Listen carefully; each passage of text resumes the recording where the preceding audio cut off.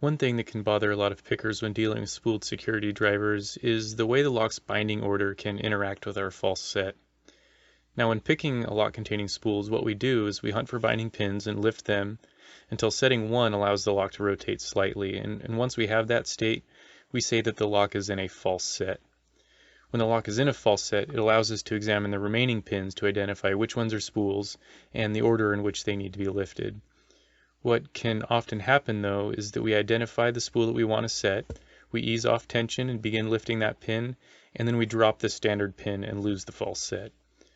Now this is because the spool is actually earlier in the binding order than the standard, but it just wasn't apparent because the narrow part was sitting at shear. And if this isn't clear how this can happen, then just imagine filling in the middle sections of the spools so that they're just standard pins. If the lower portion of the spool happens to be wider than our standard, or that pin chamber is offset in the direction that we're applying rotational force, then it becomes easy to see why it has an earlier position in the binding order once we apply this mental transformation. Where we can get in trouble is when we immediately try to regain the false set before proceeding.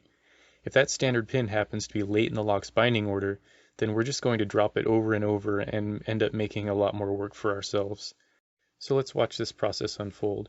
Here I have a lock that I've pinned up with 4 spools and 1 standard, and I selected key pins so that the narrow part of the spools are all sitting at shear already. So I go ahead and insert the pick, and all 4 of the spools are springy, but pin 1 is binding, so we lift that. We lift our next spool, and we drop pin 1. That's okay, we'll get our false set back. There we go. Okay, we're back in business. Feel around. Oh, this one feels good. Let's set that. Raise it up, and we lost our false set. That's okay, we'll get it back. Okay, we're back in business. Now we feel around. How about this one? Yeah, ease on tension. We lost our false set. That's okay, we'll get it back. Okay, just 1 pin left, and then this lock will open. We raise it up, and we drop pin 1. That's okay, we'll open the lock. So you can see what happened here. The standard pin in chamber 1 is actually last in the binding order, but it feels bound first because the narrow parts of the spools are all at shear. Now you might be tempted to say that the binding order for this lock is 3-1, 4-1, 5-1, 2-1, but that just isn't really true. We can see that if we follow the lock's true binding order, then we can open it without dropping any pins at all.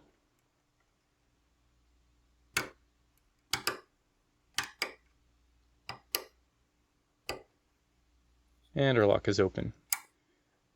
So now we see that the true value of the false set is that it allows you to identify where the spools are.